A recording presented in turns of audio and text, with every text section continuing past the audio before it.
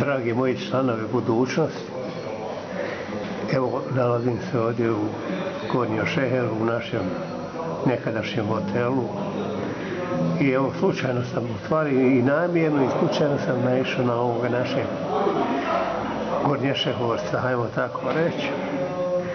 I samo par pitanja za njega, a to je, na primjer, broj 1 pitanje, kako se sebi sviđa ovako Moke ili Kevo, ova naša inicijativa vezana za budućnost? Je li to podržavaš, naravno, i šta ti o tome misliš? Apsolutno da podržavam i jako mi je drago da se našla osoba kao što si sad eto ti, da je pokrenuo to i da pokušamo svi zajedno koliko nas ovdje ima da to dovedemo do kraja i da jednog dana budućnost ponovo saživi. Meni je to nešto posebno. A da mi kaži, vjerovatno te uspomene i to što te veže posebno za tu budućnost, jel tako, od kina pa do grijanja uz... Pa od rujnog kina pa do zimskog grijanja uz radijatore, uz neki čaj topal i tako to. I ja imam običaj reći put budućnosti u dom, kako smo mi zvali. Nama svima je bila druga kuća. Tu smo se iskupljali, tu se igrao šah, domine, bilijar, tavla.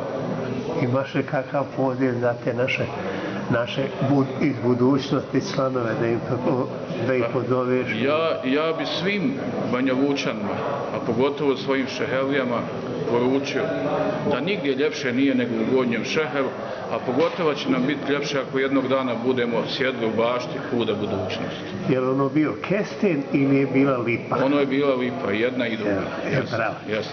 Znači, moglo se pojeti čevape i šaha, i folklore i pjesme i sve. Obavezno.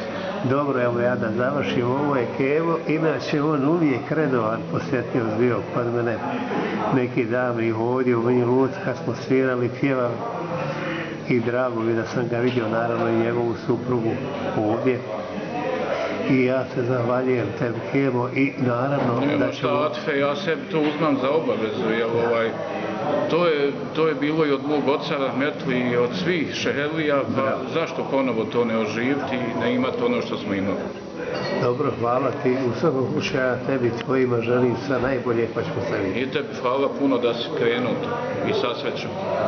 Toliko od nas dvojice, pozdrav Banja Lučanima i Gornjeg Šehera. Puno pozdrav svima.